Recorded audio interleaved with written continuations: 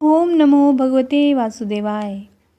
हरि का पंचांग चैनल पर आप सभी का स्वागत है। पुरुषोत्तम मास आरंभ हो चुका है 18 जुलाई से। तो आज से नियम पूर्वक इस चैनल पर आप पुरुषोत्तम मास महात्म्य सुनेंगे। आज प्रथम अध्याय आरंभ करते हैं। कल्प वृक्ष के समान भक्तजनों के मनोरथ को पूर्ण करने वाले वृंदावन की शोभा के अधिपति, अलौकिक कार्यों द्वारा समस्त लोक को चकित करने वाले वृंदावन बिहारी पुरुषोत्तम भगवान को नमस्कार करती हूँ। नारायण नर नरोत्तम तथा देवी सरस्वती और श्री व्यास जी को नमस्कार जय की इच्छा करती हूँ। यज्ञ करने की इच्छा से परम पवित्र नैमिषारण्य में आगे कहे गए बहुत से मुनि आए। इन मुनियों के नाम हैं असित, देवल, पैल, सुमंतु, पिपलायन, सुमति, कश्यप, जाबली, भृगु, अंगिरा, वामदेव, सुतीक्ष्ण, शरभंग, पर्वत, आपस्तंभ, मांडव्य, अगस्त्य, कात्यायन, रथिधर, ऋभु, कपिल, रैभ्य, गौतम, मुद्गल, कौशिक, गाल्व, क्रतु, अत्रि, बभ्रु, धृत, शक्ति, बधु, बोधायन, वसु, कौंडिन्य, पृथु, हारित, धूम्र, शंकु, संकृति, शनि, विमांडक, पंक, गर्ग, काणाद, जमद, अग्नि, भरद्वाज, धूमप, मोहन, भार्गव, कर्कश, शौनक तथा महातपस्वी शतानंद, विशाल, वृद्ध, विष्णु, जर्जर, जय, जंगम, पार, पाशधर, पूर, महाकाय, जैमिनी, महाग्रीव, महाभाऊ, महोदर, महाबल, उद्यालक, महासेन, आर्त, आमल्क, प्रिय, ऊर्ध्वबाहु, ऊर्ध्वपाद, एकपाद, दूरधर, उर्गशील, जलाशी, पिंगल, अत्रि, ऋभु, शांडिर, करुण, काल, कैवल्य, कलाधार, श्वेतबाहु, रोमपाद, कद्रु, ऋषि, कालग्नि, रुद्रग, श्वेताश्वर, आद्य, शरभंग, पृथुश्रवस इत्यादि। शिष्यों के सहित ये सब ऋषि अंगों के सहित वेदों को जानने वाले, ब्रह्मनिष्ठ, संसार की भलाई तथा परोपकार करने वाले, दूसरों के हित में सर्वदा तत्पर, श्रोत कर्म करने वाले, नैमिषारण्य में आकर यज्ञ करने को तैयार हुए। इधर तीर्थ यात्रा की इच्छा से श्री सूत जी अपने आश्रम से निकले और पृथ्वी का भ्रमण करते हुए उन्होंने नैमिषारण्य में आकर शिष्यों के सहित समस्त मुनियों को देखा। संसार सागर से पार करने वाले उन ऋषियों को नमस्कार करने के लिए पहले से जहाँ वे एकत्रित हुए थे वहीं प्रसन्नचित्त श्री सूत जी भी जा पहुँचे। इसके बाद पेड़ की लाल छाल को धारण करने वाले प्रसन्न मुख, शांत, परमार्थ विशारद, समग्र गुणों से युक्त, संपूर्ण आनंदों से परिपूर्ण, ऊर्ध्वपुंड्रधारी, राम नाम मुद्रा से युक्त, गोपीचंदन मृतिका से दिव्य, शंख चक्र का छापा लगाए, श्री तुलसी जी की माला से शोभित, जटा मुकुट से भूषित, समस्त आपत्तियों से रक्षा करने वाले, अलौकिक चमत्कार को दिखाने वाले, भगवान के परम मंत्र को जपते हुए सारे शास्त्रों के सार को जानने वाले, प्राणियों के हित में तत्पर, जितेंद्रिय तथा क्रोध को जीते हुए जीवन उन्मुक्त, जगत गुरु श्री व्यास की तरह और उन्हीं की तरह निष्प्रिय आदि गुणों से युक्त, उनको देखकर उस नैमिषारण्य में रहने वाले समस्त ऋषिगण सहसा उठ खड़े हुए।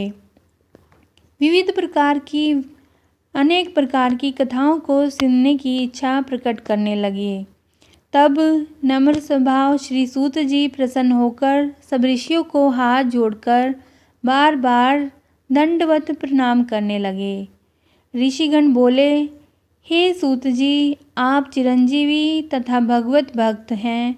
हम लोगों ने आपके योग्य सुंदर आसन लगाया है। हे महाभाग, आप थके हैं, यहाँ बैठ जाइए। ऐसा सब ब्राह्मणों ने कहा। इस प्रकार बैठने के लिए कहकर जब सब तपस्वी और सारी जनता बैठ गई, तब विनयपूर्वक तपोवृद्ध समस्त मुनियों से बैठने की अनुमति लेकर प्रसन्न होकर आसन पर श्री सूत जी बैठ गए। इसके बाद श्री सूत जी को सुखपूर्वक बैठे हुए और श्रम रहित देखकर पुण्य कथाओं को सुनने की इच्छा से सारे ऋषिगण बोले, हे सूत जी, हे महाभाग, आप भाग्यवान हैं। भगवान व्यास के वचनों के हार्दिक अभिप्राय को गुरु की कृपा से आप जानते हैं। क्या आप सुखी हैं? आज बहुत दिनों के बाद कैसे इस वन में पधारे? आप प्रशंसा के पात्र हैं। हे व्यास शिष्य शिरोमणि, आप पूजनीय हैं। इस संसार में सुनने योग्य हजारों विषय हैं, परंतु उनमें श्रेष्ठकर थोड़ा सा और सारभूत जो हो वह हम लोगों से कहिए। हे महाभाग, संसार समुद्र में डूबते हुओं को पार करने वाला तथा शुभ फल देने वाला आपके मन में निश्चित ही जो विषय है वह हमें सुनाइए। हे अज्ञान रूपी अंधकार से अंधे हुओं को ज्ञान रूपी आंखें देने वाले भगवान के लीला रूपी रस से युक्त परमानंद का कारण संसार रूपी रोग को दूर करने में रसायन के समान जो कथा का सार है वह शीघ्र ही कहिए। इस प्रकार शौनक आदि ऋषियों के पूछने पर हाथ जोड़कर श्री सूत जी बोले, हे समस्त मुनियों, मेरी कही हुई सुंदर कथा को आप लोग सुनिए। हे विप्रो, पहले मैं पुष्कर तीर्थ को गया। वहाँ स्नान करके पवित्र ऋषियों, देवताओं तथा पितरों को तर्पण आदि से तृप्त करके तब समस्त प्रतिबंधों को दूर करने वाली यमुना के तट पर गया। फिर क्रम से अन्य तीर्थों को जाकर गंगा तट पर गया। फिर काशी जाकर गया तीर्थ पर गया। पितरों का श्राद्ध करके तब त्रिवेणी पर गया। इसके बाद कृष्णा के बाद गंडकी में स्नान करके पुला ऋषि के आश्रम पर गया। धेनुमती में स्नान कर फिर सरस्वती के तीर पर गया। वहाँ पर हे विप्रो त्रिरात्रि उपवास कर गोदावरी गया। फिर कृतमाला, कावेरी, निर्विंध्या, ताम्रपर्णिका, तापी, वैहायसी, नंदा, नर्मदा, शर्मदा नदियों पर गया। पुनः चर्मणवती में स्नान कर पीछे सेतुबंध रामेश्वर पहुँचा। तदनंतर नारायण का दर्शन करने के हेतु बद्रीवन गया। तब नारायण का दर्शन करके वहाँ तपस्वियों को अभिनंदन करके पुनः नारायण को नमस्कार करके उनकी स्तुति करके सिद्ध क्षेत्र पहुँचा। इस प्रकार बहुत से तीर्थों में घूमता हुआ कुरु देश तथा जांगल देश में घूमता फिरता हस्तिनापुर में गया। हे ब्राह्मणों, वहाँ यह सुना कि राजा परीक्षित राज्य को त्याग कर बौद्ध ऋषियों के साथ परम पुण्यप्रद गंगा तीर गए हुए हैं और उस गंगा तट पर बहुत से सिद्धि भूषण जिनका ऐसे योगी लोग और देव ऋषि वहाँ पर आए हैं। उसमें कोई निराहार, कोई वायु भक्षण करने वाला, तो कोई जल पीकर, तो कोई पत्ते खाकर, कोई श्वास ही को आहार मानकर, कोई फलाहार कर और कोई फेन का आहार कर रहते हैं। हे ब्राह्मणों, उस समाज में कुछ पूछने की इच्छा से हम भी गए। वहाँ ब्रह्म स्वरूप भगवान महामुनि व्यास के पुत्र, बड़े तेज वाले, बड़े प्रतापी श्री कृष्ण के चरण कमलों को मन से धारण किए हुए श्री सुखदेव जी आए। उन 16 वर्ष के योगीराज, शंख की तरह कंठ वाले, बड़े लंबे चिकने बालों से घिरे हुए मुख वाले, बड़ी पुष्ट कंधों की संधि वाले, चमकती हुई कांति वाले, अवधूत रूप वाले, ब्रह्म रूप मक्षिकाओं से मदमस्त हाथी घिरा रहता है, उसी प्रकार धूल हाथ में ली हुई स्त्रियों से घिरे हुए सर्वांग धूल रमाए महामुनि सुखदेव को देख सब मुनि प्रसन्नतापूर्वक हाथ जोड़कर सहसा उठकर खड़े हो गए।